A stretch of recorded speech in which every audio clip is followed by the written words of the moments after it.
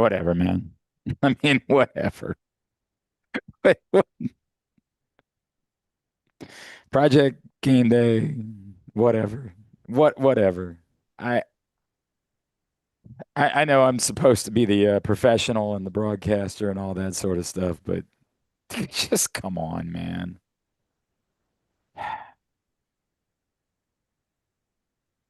Cool. Hi, I'm Glenn, and KZ's here, and Andrew Steck is filing in, and the rest of the crew. Today's show is brought to you by 1-800-GAMBLER and helpmygamblingproblem.org. And the Ravens lost this game. And that is equally as unfathomable as it is exactly right. Exactly right. And unfortunately, a definitive part of the story of who they are. And that's what we'll get into. And that's what will be the narrative for the foreseeable future. Um, Rita, I'll let you start. And we'll just kind of go from there and offer our thoughts and our reactions to what we just witnessed. But you got to unmute yourself. Yeah. I'm speechless. I am still trying to process what I just saw. I'm speechless. I That's am. it. I don't know what to say. I don't know what to say. I I Derrick Henry doesn't really fumble and then fumbles in that moment. And what defense is this? We sat here and talked about how this defense is supposed to be so great, coming into the season. And look, I get it. It's week one. So everybody's going to have hiccups. When you watch Pittsburgh, they didn't look so hot either.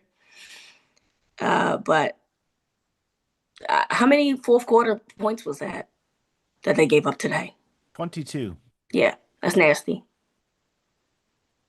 That's nasty. Okay. I am still trying to process how I literally thought that the Ravens took the wind out of the sails and then they lost. Andrew Stecca.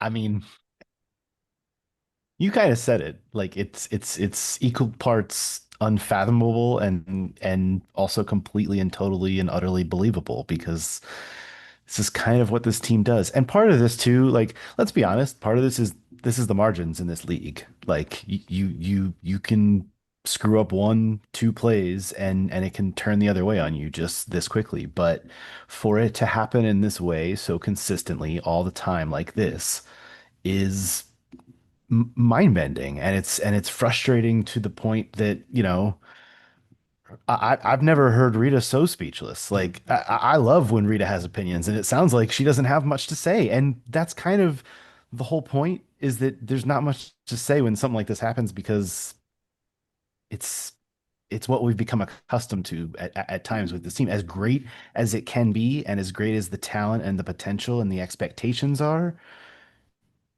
It also falls down to just getting the job done, and they fall short so many times in doing that that you just kind of become numb to it at this point. Ken. Mm-mm. It is who they are, and it's who they've been. Like this isn't new. Like we can pretend this is new. We can pretend that we're surprised and you know, it's who they are. It's who they've been for 3 years now. They've had the best team in football for 3 years. And now, yes, it's week one. And yes, there are 16 other weeks to win or lose games. And we're going to talk about it. And, you know, this is still a really good football team and they're a playoff team and blah, blah, blah, blah, blah. But again, what this means is you're probably going to have to go on the road and beat Buffalo and Buffalo or Kansas City and Kansas City or whatever other team that they could potentially face instead of having a home game, which hasn't mattered either. a whole lot over the last 3 years. And it's little things. Like you look at little things. You look at the missed extra point is a turned out to be a really huge deal. And I'm not putting this all on him. There are a million things that happen. What defense they were playing at the end of the first half that didn't filter everything into the middle of the field, and you're chasing people one on one towards the sideline, that made a difference. Um, whether they won or lost this game, I had in my mind that it wasn't gonna be the statement it was. The offense looked great until Henry fumbled, and what Rita said is like we say these things. Henry doesn't fumble until he fumbles in a key game at a key moment, and he doesn't. As his history, as great as he was today, um, they gave up 22 points in the fourth quarter. And that's the conversation. I mean, they gave up have. 22 points in the fourth quarter. Now you can say, That's it. well, they gave that up because there was a turnover and things like that, and the whoever the special teamer was that went sliding into the end zone after they should have downed it at the 1, you gave up 20 yards on that play. It's just all these little things, and when you're on the road against a good team, and Buffalo's a good team. I mean, we can say that the Ravens dominated them for 3.5 quarters, but it's just all these little things. It's who they are. I mean, you hate to say that. I don't want anybody fired and all that stuff. I've said that for years. It is what it is, but that's their personality. They don't. No lead with this team is ever safe, and it doesn't matter. It's not just because it's the Bills. We've seen it against inferior teams. Pass rush wasn't there. Secondary was terrible. Special teams was god awful on coverage. And I didn't like some of the play calling. I don't understand the jet sweep at the end of the game. I don't.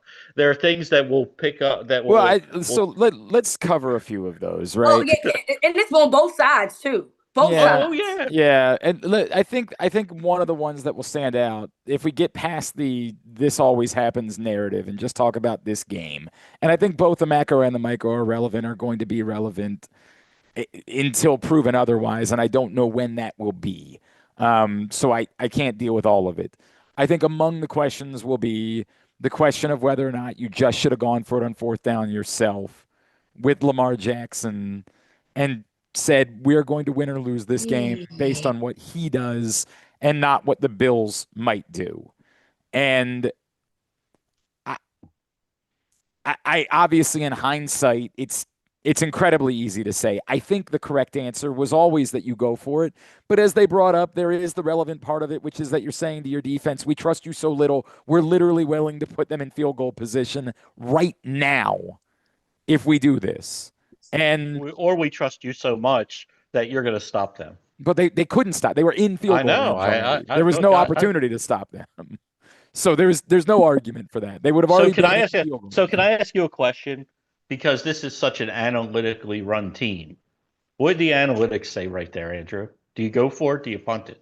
I actually don't know what the analytics say, but the way I look at that kind of situation there is it's the first game of the season. You're on the road. It feels like if you've got 3 yards to win the game, just go make that play. You have Lamar Jackson, you have Derrick Henry, you have all these weapons on the outside. That to me just kind of feels like it.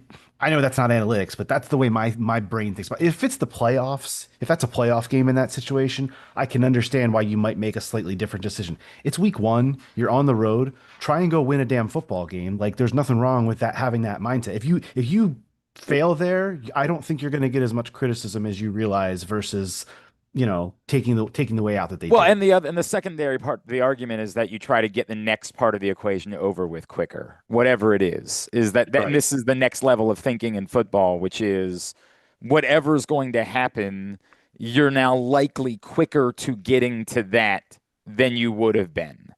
And so I do think it's the answer. I think it is. And I think that the Ravens are supposed to be the team that says that it's the answer publicly, that says that this is who we are, and we'll live and we'll die with that.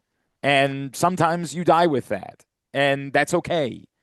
That's who you are. It's your identity. It's your nature, and people will understand that. So yeah, to me, I don't even really know how difficult of a decision that is. To me, that's the answer, and that's what you do is you go for it and you let Lamar Jackson be the one who decides the game right then and right there. So, And Glenn, I, you said it right. You said it right. Lamar Jackson is always the answer. Every mhm. question about this football team, Lamar Jackson is the answer. So all of a sudden, your question, and he's not the answer. yeah, I agree with you. I agree with you all. But and hey, Tyus, I know we're gonna let Tyus talk. He'll have an interesting perspective about this as a defensive player. Yeah. Okay. So we're that was where I was gonna go. We're having a conversation about Lamar. These guys put up 40 points. Okay, these guys put up 40 points. I expect this defense that everybody was hyping up so bad in the offseason to do better. Why are you doing zero blitzes against Josh Allen? Explain to me why you thought that was going to work. He's too good for that. You can do that maybe against Daniel Jones. You can maybe do that against, I don't know, somebody else. You're not going to be successful. I know that we think that their receivers aren't good enough, maybe, but Allen is going to probably put the ball where it needs to be. And you did it multiple times and you got burned every time. Let's bring in. I got a problem with that. I got a real problem with that. Let's bring in our friend, current free agent, former Ravens linebacker, Tyus Bowser, who is with us here on the Project Game Day postgame show. First of all, Tyus, it's good to see you, pal. Hi, Tyus. It's good to see y'all too. My glasses look crooked. Let's Sorry. Let's respond to Rita first. Your thoughts on the Ravens getting after it the way that they did against Josh Allen? I thought they had a really good game plan. I think they did a good job as far as stopping the run whenever they did. I know kind of the question that a lot of people probably had was just really how the secondary would do. Of course, Kyle Hamilton did his job. He played great. But I think one of the things that also was a concern for me, especially through my years playing, was just being able to finish games, especially against games, against top tier teams. And I think just looking at the entire game, they played well, they played hard. They was up by 15. They had the two-point stops, which was great. But of course, everybody's seen, the fumble at the end, to try to seal the game, and that's tough. And those are the little details that can make or break a game. So, yeah, it was tough to see. Honestly, it was tough to see. I want to ask you about two specific things, Tyus, if I could. The first is what we were just talking about a second ago. The Ravens have the ball with 1:33 left. It's 4th and 2 from their own 39-yard line. The thought is, well, you can't go for it there because if you don't get it, you're immediately putting the Bills in field goal range. The flip side opinion that I think a lot of people hold is if you get the 2 yards with Lamar Jackson, the game's over. The Bills don't have any timeouts left.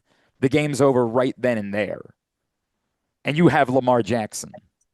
That's embarrassing. That's an embarrassing stat. I'm sorry. It's laughable. It's so embarrassing. It's laughable. It's embarrassing. Yeah, there was stat for those that are listening. Rita is referring to Griffin just put up on the screen this tweet from Ben Solak that says the Ravens have now lost 8 games since 2021 in which they at one point had a win probability of at least 90%. That's 3 more than the closest team. Tyus, you're a defensive player, right? Someone would argue you have to trust your defense in that spot. So do you want to trust your defense in that spot? Or do you want Lamar Jackson on the field with the game at stake? You go get these 2 yards and let's pack it up and move on. For me, I'm super confident in Lamar Jackson. I feel like even in those short yardage situations, you can never go wrong putting the ball in his hands. And I mean, Derrick Henry had what, 175, 180 yards rushing, and you tell him you can't get 2 yards? I know John Harbaugh well enough to be on the sideline and know that if he wants to seal a game and he trusts Lamar, he trusts the offense to go and get 2 yards for you, I'm sure that he can do that. So for me, it kind of surprised me, but I also understood too with how the game is going, how the defense is playing. You want to try to get a stop, put them in their own territory, especially with no timeouts left, to try to get a stop. And I mean, when you're talking about the reigning MVP at home, and yeah, you would think that that will happen, but like Rita said, this isn't any other quarterback in the NFL. This is Josh Allen, so it just makes that situation a lot more tough. So, but to answer your question, I would have went for it. I think that is there anybody on this panel that disagrees? Was anybody in favor of No, you punting? still had 3 timeouts. So if you give them the field goal, you still have an opportunity to score yourself. Exactly. Yeah, I mean, it's simple math to me. There's still a minute 30 left at that point. A little less than that after if you run a play on fourth down. And by the way, it was 4th and 3, not 4th and 2. But regardless, I think that point still stands. I totally agree. Yes. You got the time, you got the timeouts. Your timeouts ended up not meaning anything when Josh Allen had the ball because he was just going to march the ball down the field. That's what he did. He marched the ball down the field and they won the game. Like, just a point of order. They did list it. You might be right that it was 3, but they did list it as 4th and 2. The official. It might have been 3. It might have been 3. 4th and 2. It shouldn't have been that way anyway because they gave away on the stupid jet sweep there. It's like you got Lamar. Trust me. You have Lamar. You have Henry. And what are we doing? I mean, Zay had a terrific game, as just about everybody did on the offense. But what are we doing there? Run it 3 straight times up the middle. Henry falls forward for 3.5 yards every single time. I don't know. They throw up over on themselves every time in the situation, and the punter stinks. I'm just going to say it now. I'm done with him. I've been done with him for a year. You've been tired. I've been tired with him. Been tired I've been tired with it. The punt. Once you decide the punt, it's like hit a punt. Hit a punt. Tyus, I need to introduce you to our friend Hi, Alex. Tyus. Hey, how's it going? If he wasn't trying to fire the punter, he'd be trying to fire someone else. That's just what he does. That's his role here That's my on role. the Project Gameday postgame show. No. Today's show is also brought to you by the Costas Inn, the OG Costas Inn on North Point Boulevard, as well as the all-new Costas Inn, now open under the grandstand in Timonium. Everything you love about the original Costas Inn, with the exception they don't serve steamed crabs there, but everything else you love from that menu is available now at the brand new location. Find out more, CostasInn.com. Tyus, 2 other things I want to run by you, and then I want to get everybody else's opinion on them. One is the Jair Alexander had a tough night. There's no doubt about that, right? But the one that's really perplexing to me is the end of the game, where I presume that as a veteran, there is an awareness that if they get to a certain spot of the field, we're better off if they score than if we tackle them. And a lot of times I'll bring this up with football players, and football players will tell me, we're too instinctual. We can't think like that. All we can think is make the play. Can you walk me through? Because to me, it's crazy that a veteran, someone who's been in this league and has accomplished as much as Jair Alexander, doesn't recognize in that moment, I'm beat. I should not be trying to trip up. And maybe Keon Coleman would have just gone down at the 1 anyway. We don't know, right? He might have thought about it and gone down, and it would have been moot. But can you walk me through, is it as crazy as it seems to me that Jair Alexander didn't know, hey, there is nothing good that comes from me trying to trip up Keon Coleman here?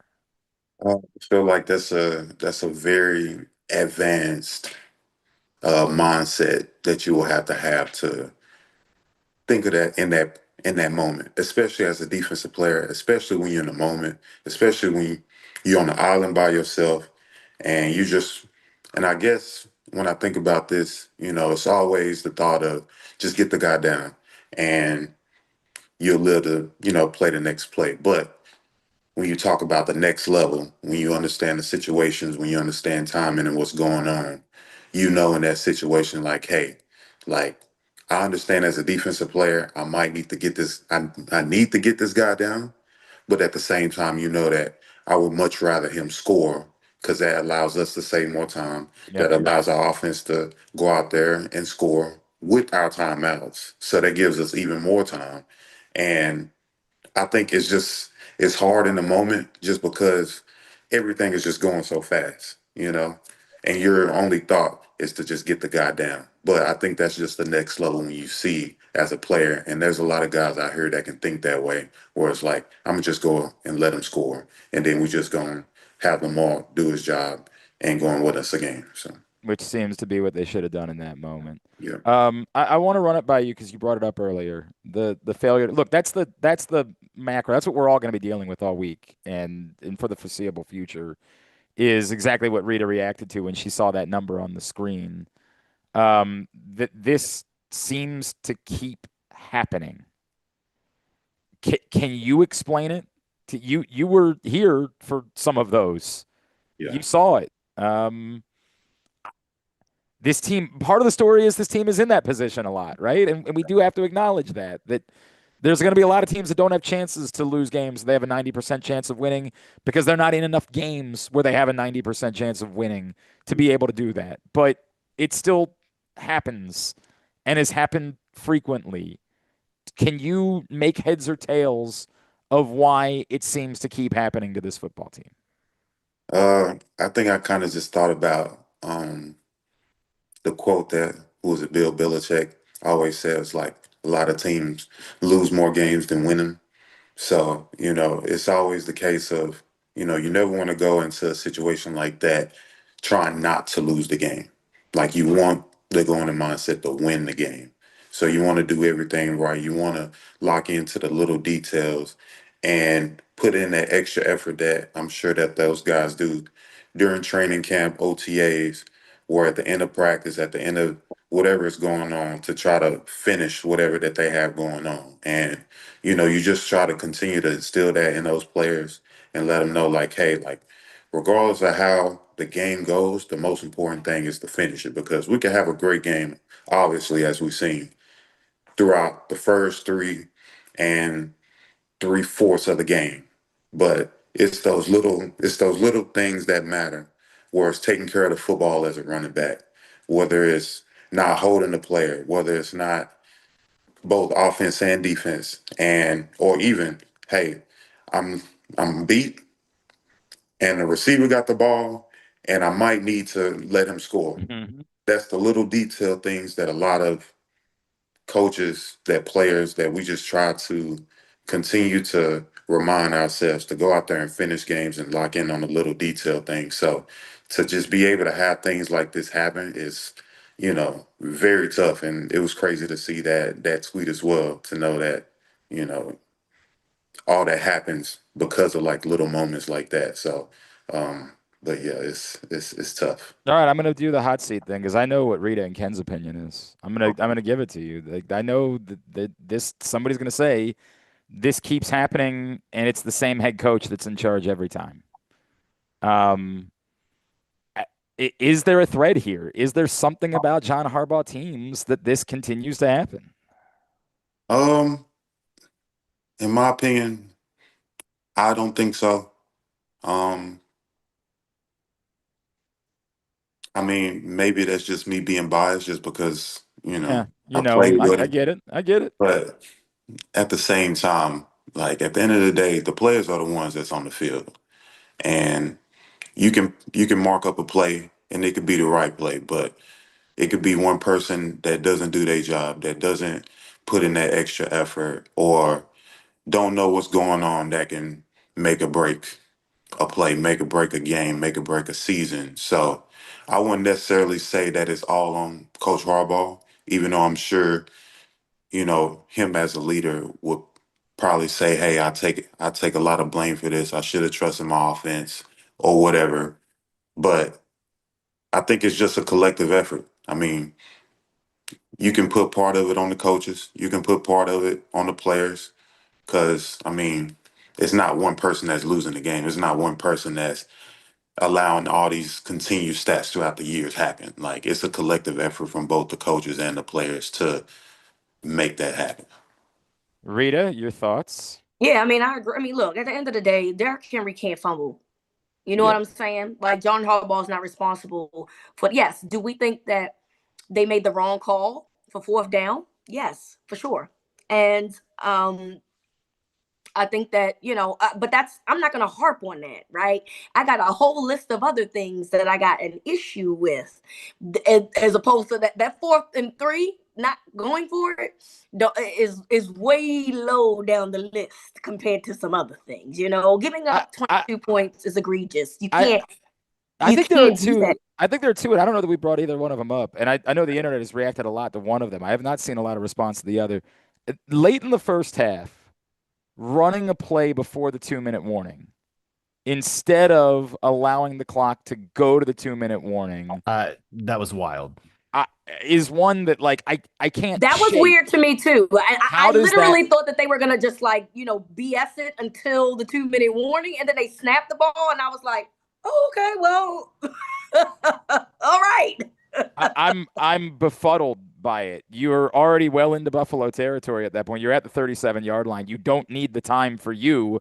All you're doing is giving them more time. And I guess there's somewhere where you could say, well, maybe you get points, a stop, and can score again, but you were getting the ball back to start the second half. That one, I cannot make any sense of that. But just as crazy, and nobody seems to be talking about it to the point where, I've had to go back and check 5 times to make sure I'm not drunk. On the play where Derrick Henry fumbled, the Ravens snapped the ball. They're up by a touchdown with 3 minutes left. They snapped the ball after picking up a first down on the previous play. With the clock running, they snapped the ball with 20 seconds on the play clock. But okay, and in that regard, who's at fault here? Is that the people? Is that the personnel on the field? Is that Monken telling them to do that? Who's responsible for not allowing the play clock to be ran down at that point? You know what I'm saying? The head coach. The head coach, because he doesn't know how to do it. Befuddled? You're befuddled? You're befuddled? No. How are you befuddled? Have you watched this team for a decade? Yeah, but Ken, Is he listening to show? Well, are we going to go back to listening to show tunes again? Say into the thing, slow them down. Ken, you get to talk to them. Okay. You get to talk to them.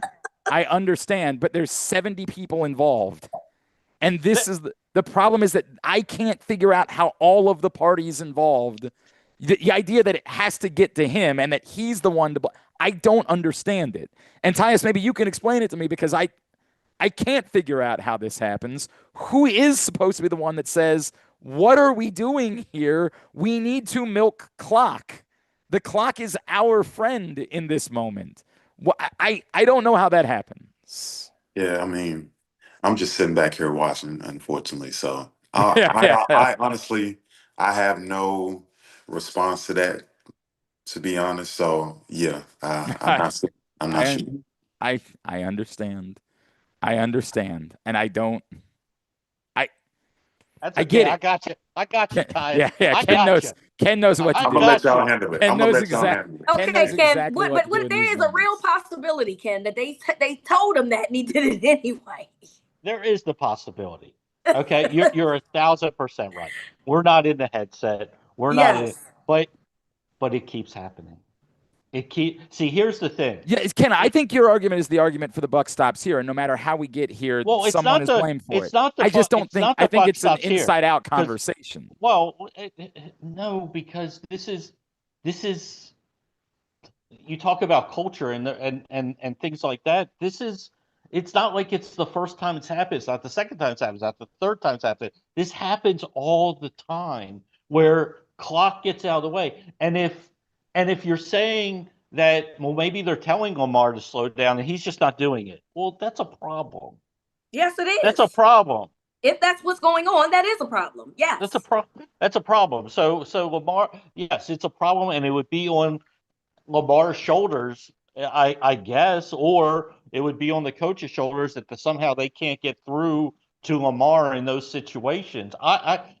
Both things, I agree with you, Glenn. We're not making a big enough deal because there's, as I said before, it's like there's all these little things. Yes, that there's a huge happen. micro versus macro thing. Right, going on. right. It's massive. It's like you're 100% right. We're not, but when you do bring it up, it's like, and you use the word befuddled. How can you be befuddled at this point? It's not like it's the first time it's happened. It's not the third time it's happened. It's not the 10th time it's happened. We've seen this happen over and over again. But that doesn't make it make sense that it ever happened still. Like, I still can't make me say, like, okay. Yeah. Okay. But it's all good. It's all good. It's just sort of what it is. Tyus, what did you think of the play of the front seven? We talked about Josh Allen was comfortable, but Josh Allen is very difficult. This has been an issue for the Ravens in big games. They have lacked those major defensive game-changing types of plays. Nnamdi Madubuike came through with one tonight that you thought at that point might have been game-sealing type of effort. Yeah. What did you make of the play, particularly of the front seven? I think Josh Allen was kind of getting the ball out a little early. I could definitely notice that. They tried to mix in some like play action, some quick screens, little off runs to try to get the D line to slow down because they know that their D line could really get after it if that was the case.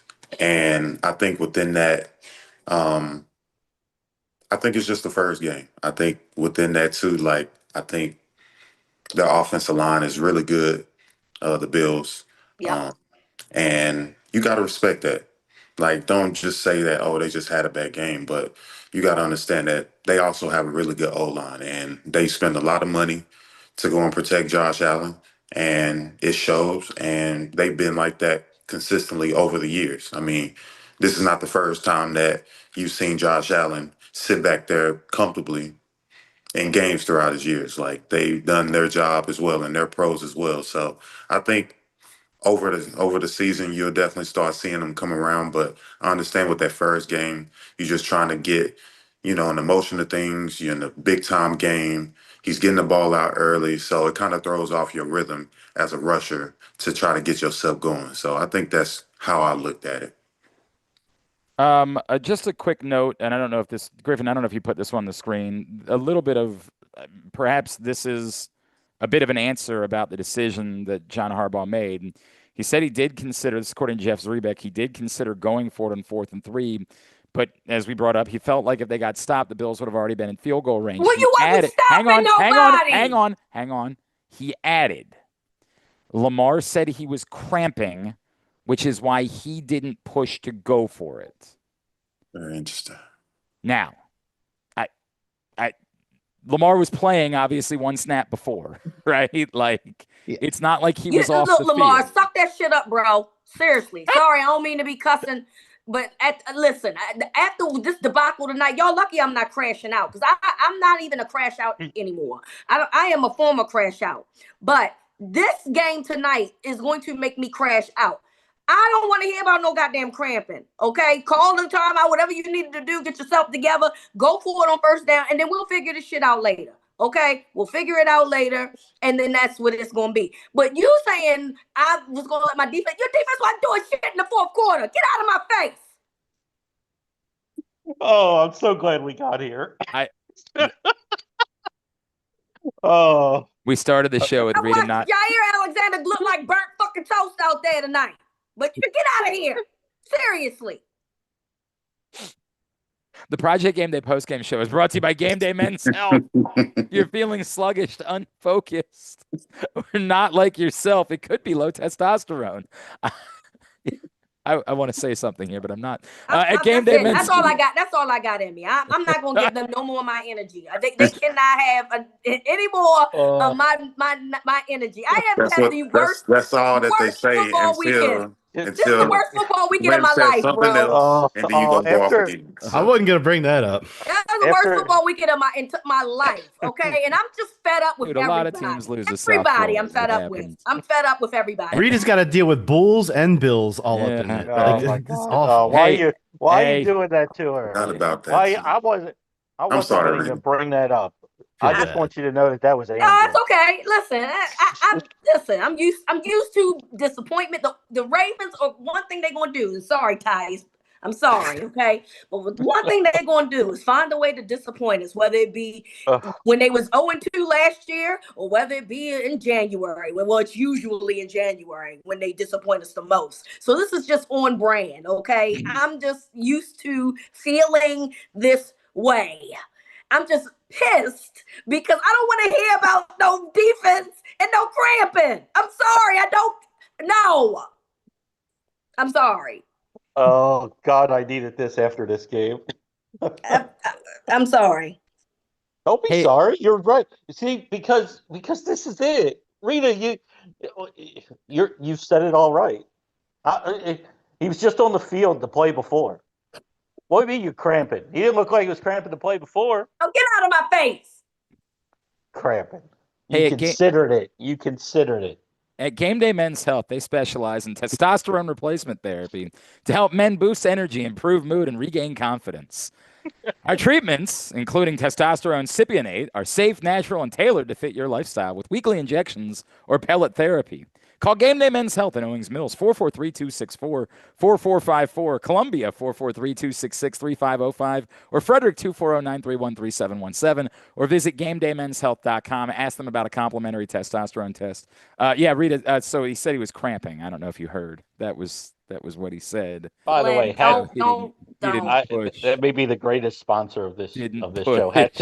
Hat tip to the marketing department. Didn't push to go for it on fourth down.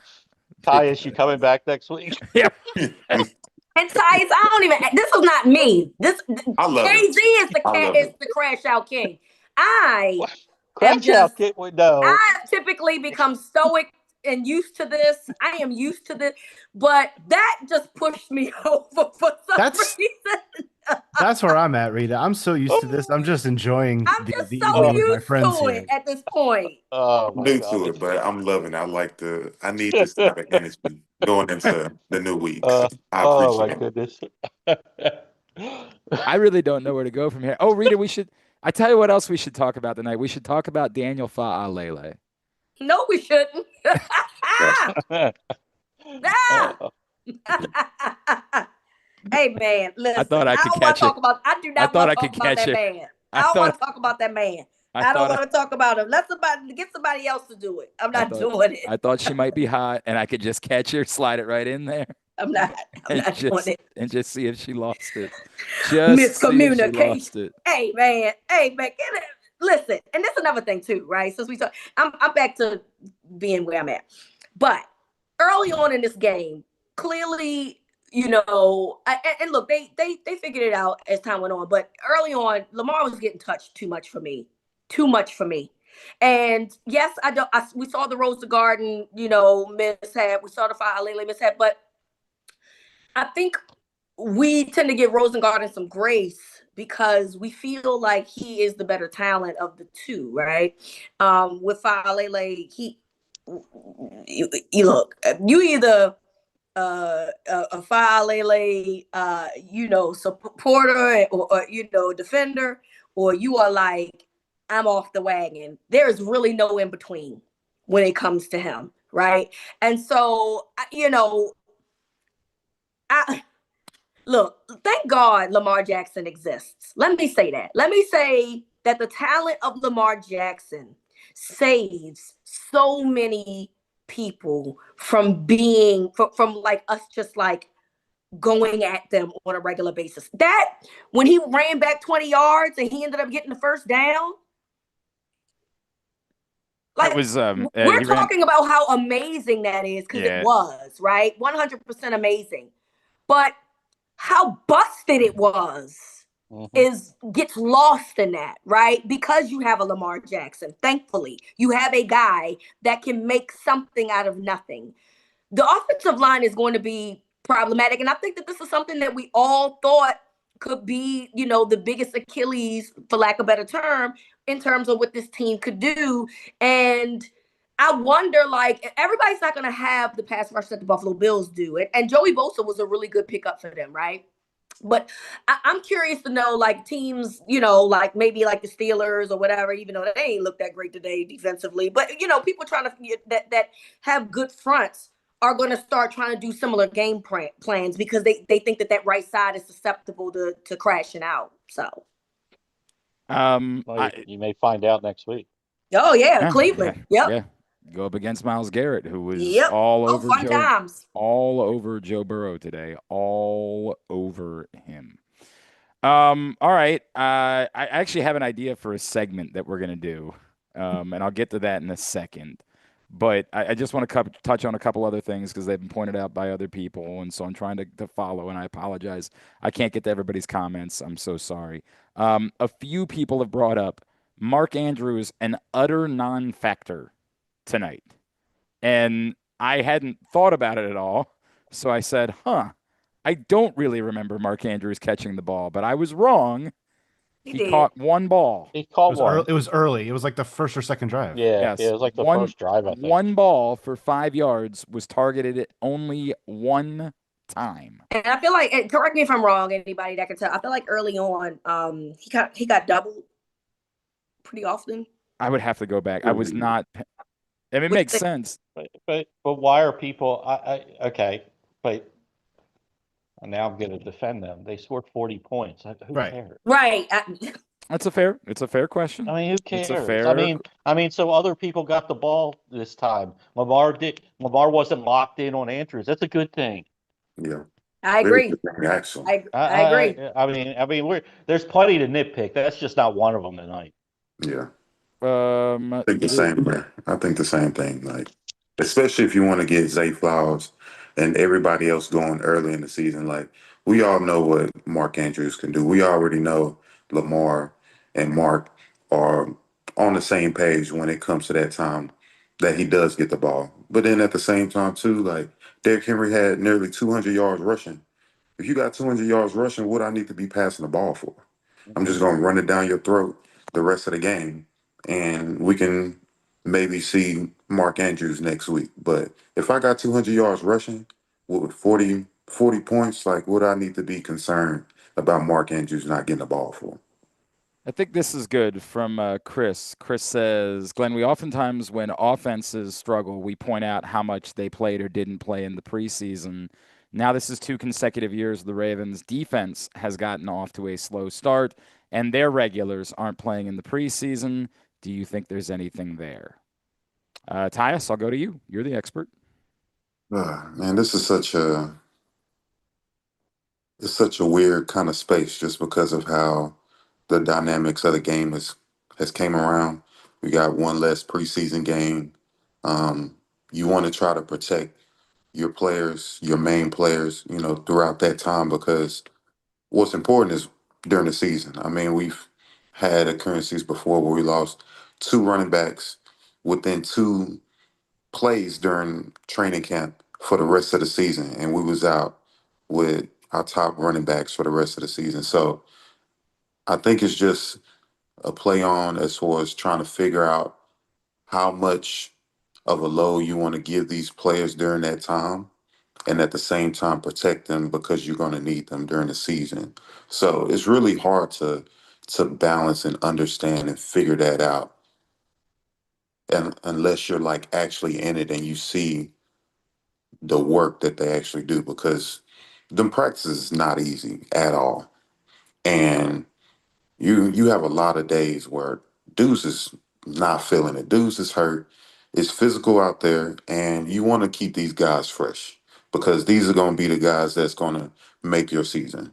Just like one of the announcers announced, he mentioned, making sure that Alexander and Marlon Humphrey and Kyle Hamilton, all those guys, are making sure that they're healthy, for the rest of the season. A lot of that kind of goes back to training camp, and it's like, hey, like, we can have these guys play, we can have these guys practice hard and stuff, but we're going to need these guys to be fresh, and we don't need no hiccups, we don't need no setbacks from any of these guys once we get to the season. So it's just so many things that you got to look into when it comes to that actual specific situation or that.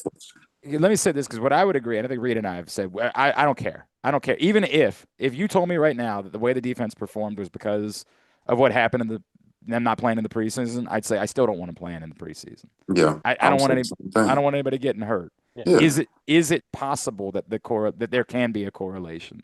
yeah, Is it yes, of course. okay? I mean, those are reps. Those are reps of getting in game shape. Those are reps of getting your mind and your eyes and your body right to be able to take on those regular season games. And I totally understand that. So I'm not saying that it's not the case, but it could be at the same time. Still not changing my mind. They got a long way to go, and we thought Yeah. that. Go ahead. Those people that are saying that, Glenn, are the same people that are going to criticize if somebody was out there that shouldn't have been 100%. out there and gets hurt. So Yeah, it's you like can't. It's a double-edged sword. I'm not. I don't want anybody getting hurt that you're relying upon in the preseason for meaningless games. I get it. I get it. You know, but as Tyus said, they're working hard in practice, and they're going over schemes, and they've had all all the off season to plan and figure out what defense they're going to play against the Bills, and just like the Bills had all season to figure out what they thought the Ravens were going to do. You, you know, Roshan gets hurt in a meaningless game. People are going to knock this organization for a loop because he was Yeah. playing in that game. So it's ridiculous. What do we make of what's the line between Jair Alexander had a bad game and guys had bad games versus maybe there's a reason why he was available?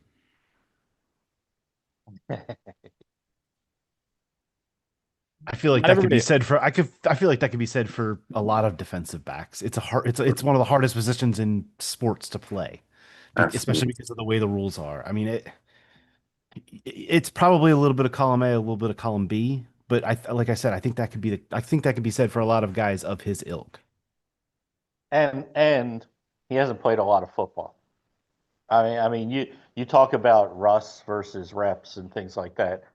I mean, there's a lot of rust there. I'm not going to worry about it after 1 week. Tom brings up a question of should he have been out there given how little he had practiced, and I mean it's Jair Alexander, right? Like Yeah. I think you got to be able to trust having him out there. Yeah, you do. He just didn't look. Could be rust. Could be maybe that knee situation ain't really what we think it could be. He didn't look good. That's the reality of it. He did not look good. And you hope that moving forward, that he can make it's week 1, right? We can people are going to screw up. There was probably some miscommunications out there. And so you hope that this is a lesson learned, that they look at the tape and they do better. Because and I mean this to be no disrespect, right? No, I don't. When you look at the Bills wide receiving core on paper, nobody's afraid of them. But they know how to get in between the zones. They know how to, they know how to get open. You know what I'm saying? And so, and Josh is really good at as well as like guiding these guys. And then sometimes you got a little bit of luck, right? The Keon Coleman touchdown was luck, right? Lucky as Because hell. that was a deflected pass. And it's another play where that's 4th down. If that that's doesn't a 4th happen, down play. the game's over. And look, at that point too, I started getting worried because I was just kind of like, yeah, stuff like that don't happen like every day. Sometimes it's better to be lucky than to be good. That's what they say, right?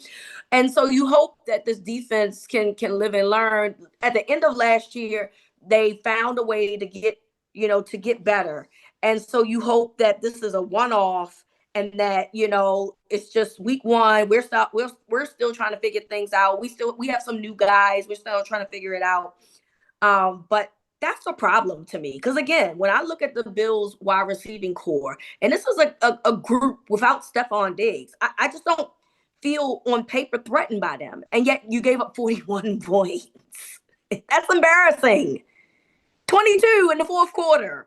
Embarrassing and sad. All right, we are winding down on the Project Game Day postgame show. It's been brought to you by Live Casino and Hotel, the best place to watch all games, even when things like this happen, even when you blow a game where you were leading by 15 or more points in the final 4 minutes of the fourth quarter, which only two other teams had apparently ever done before since 2000. Thank you, Griffin. Appreciate that. That was from Warren Sharp Football. I think he stole it from ESPN and Scott Van Pelt. Ravens are history makers, man. There you History go. makers. Always on the wrong side of the history, too. Sports and social inside Live Casino and Hotel Maryland, the best place to watch everything. So I'm going to wrap by giving Ken an assignment, and it's going to be a new segment when the Ravens lose games. Okay. Ken, every week, you're allowed to fire someone when the Ravens lose, but it can't be John Harbaugh. Nah, that's not going to work. Every week, I can do that. You have to pick someone else who you're firing. Who I'm Derrick firing? Derrick Henry said that he told his teammates the loss is on him. Look, man, I'm not not on you, but you sealed the deal, brother. I'm not letting Ken fire Derrick Henry for the record. I'm not firing Derrick Henry. Yeah, you already know who I'm going to fire. We're just going to have to forgive Derrick Henry. Oh, you want to fire the punter? That's who you want to fire? The punter's got to go for me this week. He should have been gone last year. How they didn't bring any competition is beyond me. Did you see him punt last year? Ken, you and I actually agree on this subject, and I think we've talked about it before. He had a good punt this game. It went down to he should have had one. That one, he did get robbed. He did get robbed on that one. You are correct. One good punt. He got robbed on that one. The special teams in general, though, hit a good punt, he shanked it. Ken made the point earlier, though, about the special teams. I don't know if that's a product of it's early in the season and there's typically a lot of younger players on special teams or not, but like that is a real frustration when you've got a head coach that is a special teams, guy, has that background. That's always been the concern, and special teams did not look good overall tonight.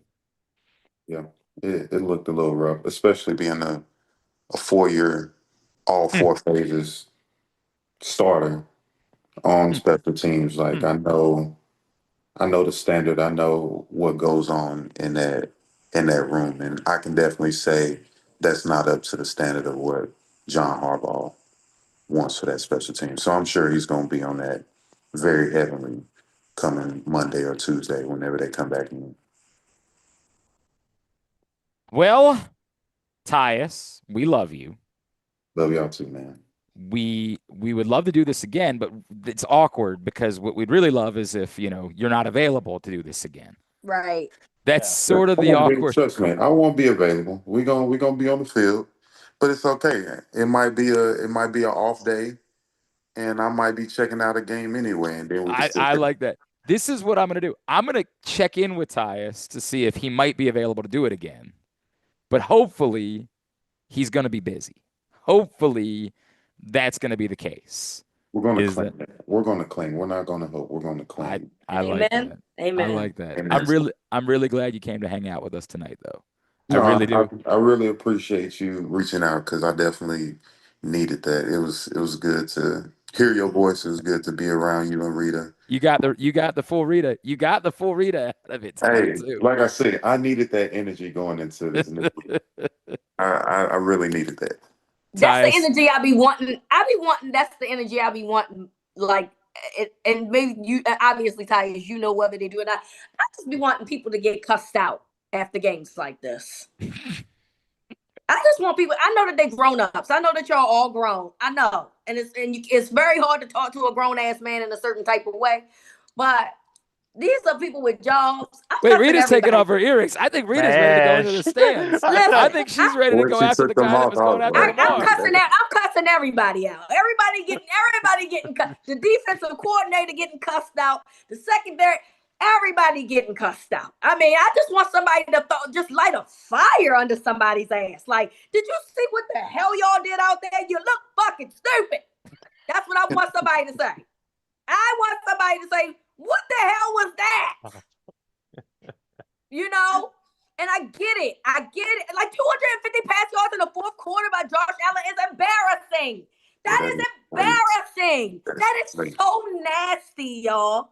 Like, this is so embarrassing. Griffin's got like 3 more lined up to try to get you to. Griffin, please, because every time you do it, it's pissing me off. Every single time you put something up there. 3 more ready. just to see if he can't Like, get you. I just want somebody just to be like, what the fuck is going on? You know? I would be remiss, Tyus, if I didn't let you respond to what the thing with Lamar and the fan in the stands, because we know that can't ever happen. We know there is absolutely no way that the NFL should attempt to fine Lamar for shoving him back. That 10 times out of 10, you go after a player like that, you're lucky you didn't get paralyzed, bro. You're lucky that it only ended with you getting shoved back. What did you make of that?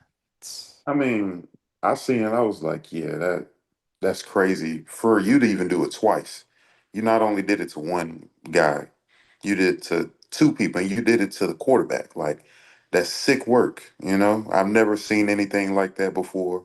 So I like you said, I understand that you got to move in a certain type of way as a player, and you shouldn't react. But I mean, if somebody hit you upside your head like that, I mean, as a player, sometimes you just gonna react. And he did, and I'm sure he knows he shouldn't have done that. And I'm pretty sure he'll say that. But at the same time, as a fan, like, you shouldn't be touching the players, like, at all. So with this being on national TV and everybody seeing this, I'm sure somebody is gonna let him know, hey, like, either you're gonna be suspended a few games, you're not gonna be able to come to games anymore. Something's gonna have to happen. It's like no way of No, you should be moving banned past forever. it. I think you should be banned. Yeah, for eternally. You should be Stop banned from touching being able people. to go to games. Stop touching people. Stop touching people. And throwing things too. And I want to make that clear too. Like That part whoever too. threw on the Derrick Henry touchdown run, whoever threw anybody who throws something on the field or goes after a player should not just be banned from going to that stadium. They should be banned from all stadiums in all sports, period. That's it. You should never be welcome anywhere. You're not part of a functional society. You don't understand how the world works. You're done. Goodbye. I ain't messing with this. Like, okay. yeah, man. Dude. I'm not kidding. Like, we have to have. This isn't. I'm not trying to say they should have the death penalty. I'm not trying to go there. That's what it sounds like. No, but you're not part of a functional society and don't get to be a part of these things, man. Like, stop. Something bad is going to happen. Something truly terrible is going to happen at some point. And until it does, we're just sort of like, whatever, man.